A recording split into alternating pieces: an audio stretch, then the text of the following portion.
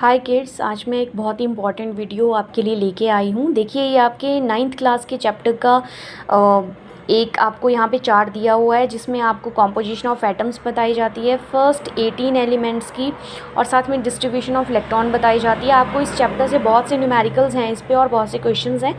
अगर आपका ये चैप्टर यहीं पे क्लियर हो जाएगा तो वो क्वेश्चन आप इजीली कर सकते हैं।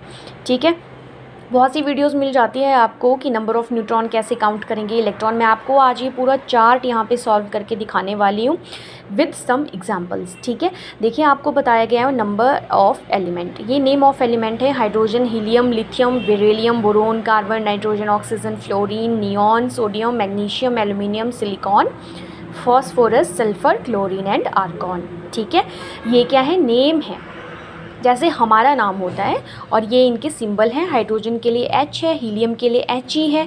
ठीक है, तो ये इन सब के क्या है? सिंबल है। नेम ऑफ़ एलिमेंट जैसे हमारे होते हैं और सिंबल जैसे हमारे निकनेम होते हैं, वैसे इन एलिमेंट के निकनेम है। देन आते हैं एटॉमिक नंबर्स। एटॉमिक नंबर्स कैसे हैं? जैसे हम भाई बहन होते हैं घर में। ठीक है, पहले नंबर पे कौन है, दूसरा कौन है, तीसरा कौन है, फोर्थ कौन है, या फैमिली मेम्बर्स नंबर वाइज, वैसे ही इनको लिखा जाता है।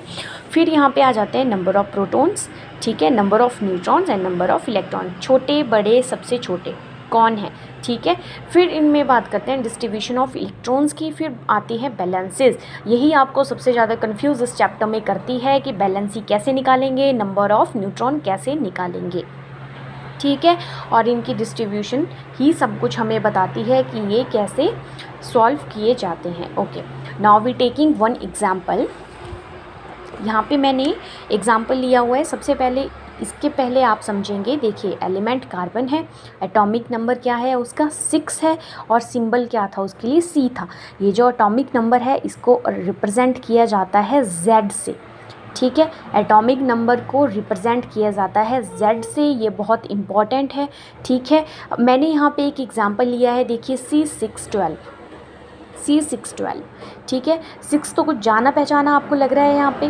ठीक है, क्यों? क्योंकि ये क्या है? इसका एटॉमिक नंबर है, और ये जो इसके ऊपर लिखा जाता है इसको बोलते हैं हम एटॉमिक मास या मास नंबर।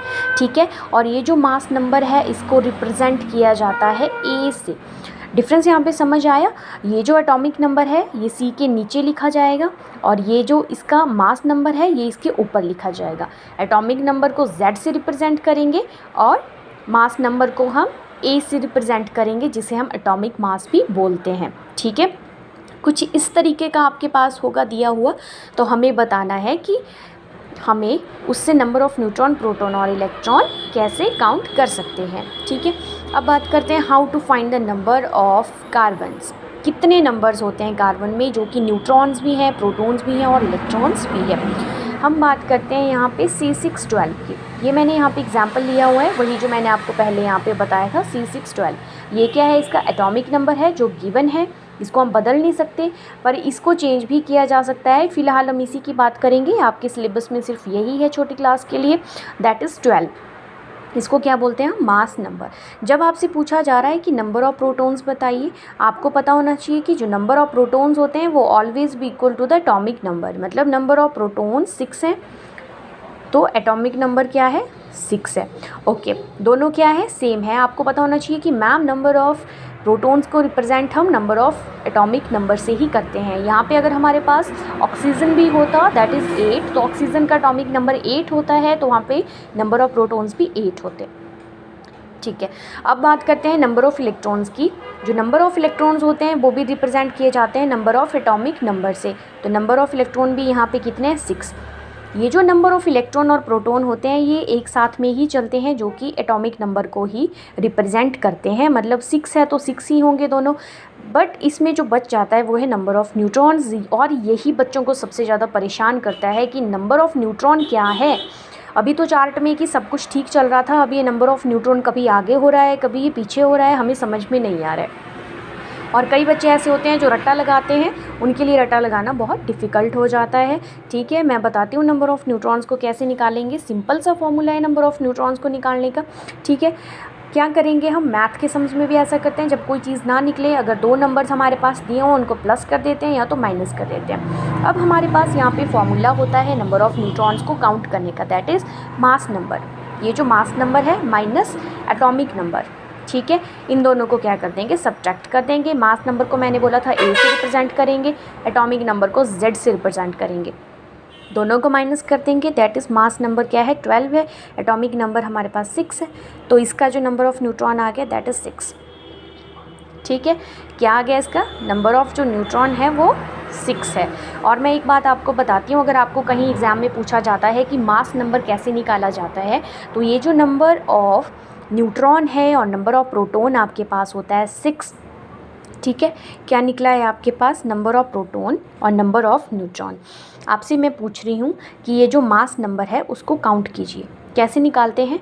तो नंबर ऑफ़ प्रोटॉन्स, ठीक है, जो 6 निकले हैं, नंबर ऑफ़ न्यूट्रॉन जो हमने निकाले हुए हैं उनको जो प्लस करके हमारे पास नंबर आता है वो होता है इसका एटॉमिक मास, जो कि हमने इसके ऊपर लिखा हुआ है।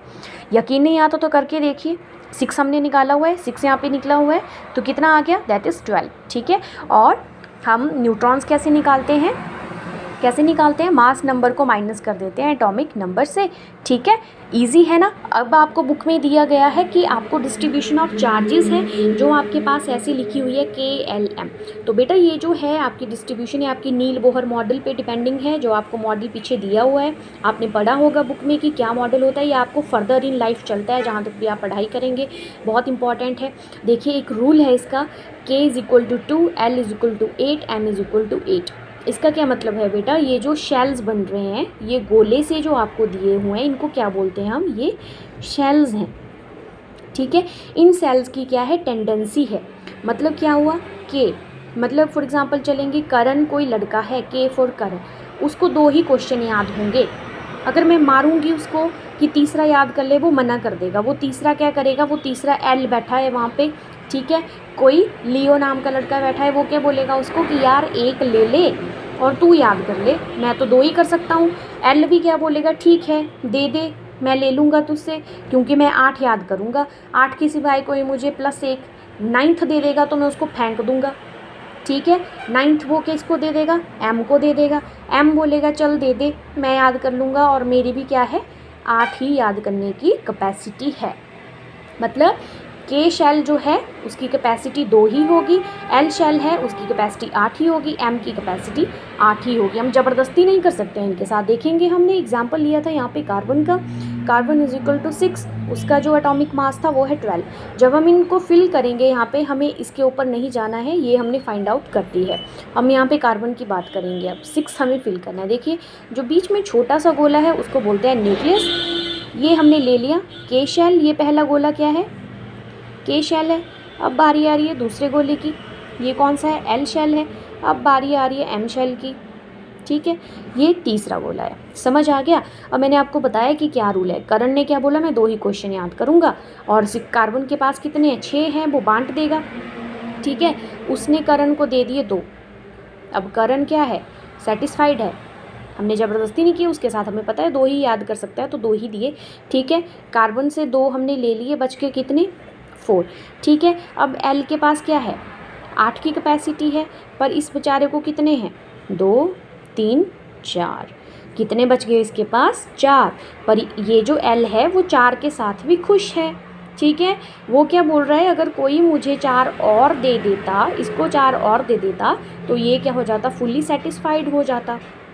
इसको 8 चाहिए ना पूरे होने के लिए, पर 4 हैं इसके पास, ठीक है। अब ये क्या करेगा, इसी के साथ में कि कोई दोस्त है इसका, फ्लोरीन लिथियम कोई भी है, हमें नहीं पता कोई भी है, ये क्या करेगा, ये बोलेगा मुझे दे दे, ये क्या करेगा, मना कर देगा, मैं नहीं दूंगा।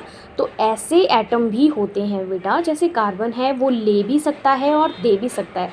जब कोई भी एटम दे देता है तो उसके पास पॉजिटिव चार्ज आता है, जब कोई ले लेता है ना उसके पास नेगेटिव चार्ज आता है, ठीक है, समझ के। तो मैं पूछूंगी यहाँ पे count the valency, so valency कितनी हो गई यहाँ पे, 1 2 3 4, ठीक है। 4 ये दे देगा, या तो देने की कैपेसिटी या तो लेने की कैपेसिटी, ठीक है, उसको कितना बोलते हैं हम, बैलेंसी बोलते हैं। इसके पास क्या है यहाँ पे, हम लिखेंगे इसकी बैलेंसी 4, ये ले भी सकता है दे भी सकता है, तो बैलेंसी यहाँ पे रहेगी न्यूट्रल।